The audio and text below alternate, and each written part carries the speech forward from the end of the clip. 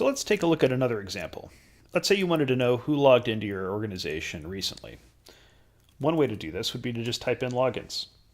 And CSI returns back metrics around the authentication data model, shown here.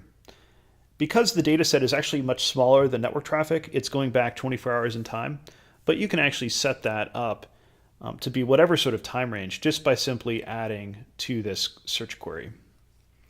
Even though we didn't specify it, CSI is showing us just successful logins during this time period, and we see corresponding metrics here that support that, including total accounts, top 20 users seen in this environment, along with a data table listing all of the accounts that have recently logged in during this time frame. This is interesting, but let's take a look at the other type of activity, such as users with failed logins. Here, CSI naturally understands that you're looking for failed logins and will actually apply the corresponding filter just to look for failed logins seen during this time period.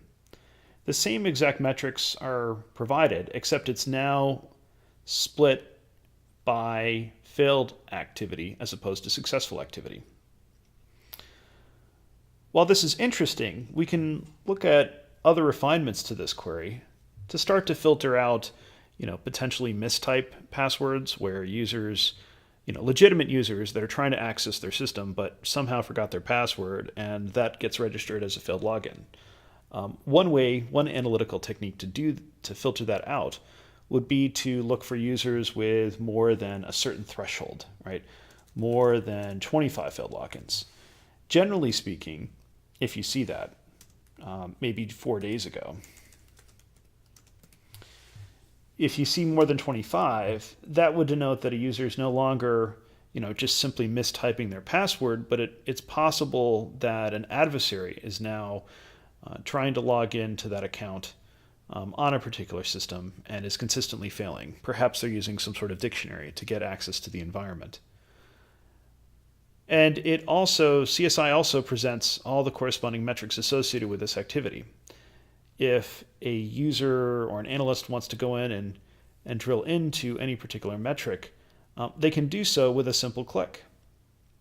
Here, CSI is actually delivering all of the search results that actually contributed to the corresponding measurement. So now analysts can easily pop this out into a new search, dig into it further, or potentially take an action based upon any one of these records, such as adding it to an investigation, creating a notable event, or doing additional refinements. The point being is that rather than having to write this drill down query themselves, they can simply point and click to get the data they need in a matter of seconds. Now, traditionally, Splunk admins who have provided this sort of high-level view do so using summary indexes or other types of techniques to make the query run fast. The problem, though, is that when they make these dashboard panels run quick, analysts lose the ability generally to drill down into them. In order to compensate, you can make the panel run slow and collect all this data, but then the subsequent view becomes that much slower to work with. With CSI, we've managed to marry up both of the best of both worlds here, so you don't need to worry about speed or performance issues. One of the other things to note is that because we specified a threshold here of more than 25, CSI now allows you to create an alert based upon this threshold. Now, this looks and feels like a standard alert dialog box, very similar to how you create a scheduled search within Splunk, except this time the scheduled search is actually powered by natural language.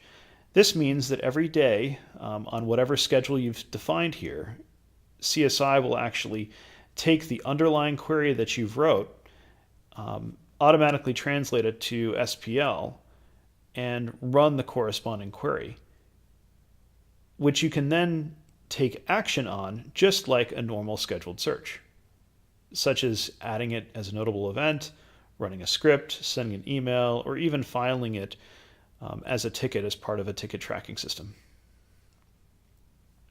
Now, this is very interesting, but let's take it one step further. Let's look for users with more than 25 failed logins, followed by a successful one. 4 days ago.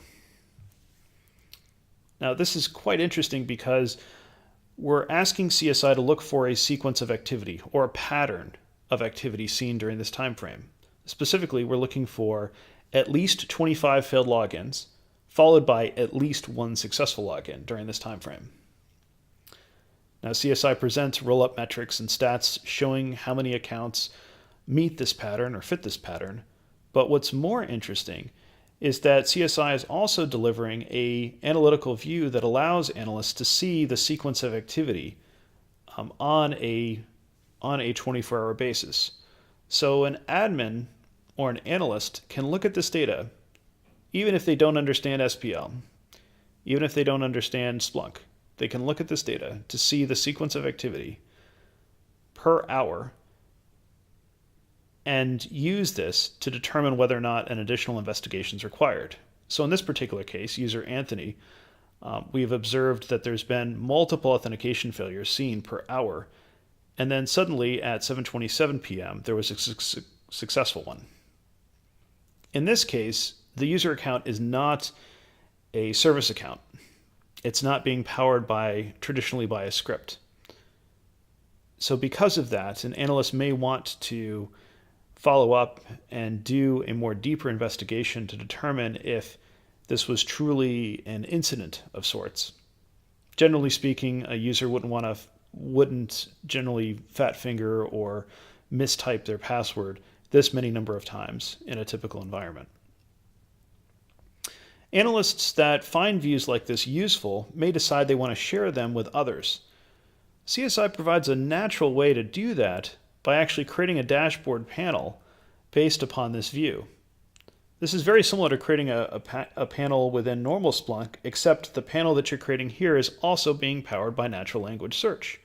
That means every single time the panel is refreshed, rather than just generating the underlying SPL, it's actually generating the natural language query, pumping it through the CSI app, and generating this view automatically. So as CSI gets better over time, all of your dashboard panels and even saved alerts that are powered by natural language will also get better as well. You can either create a new dashboard panel or append it to an existing one.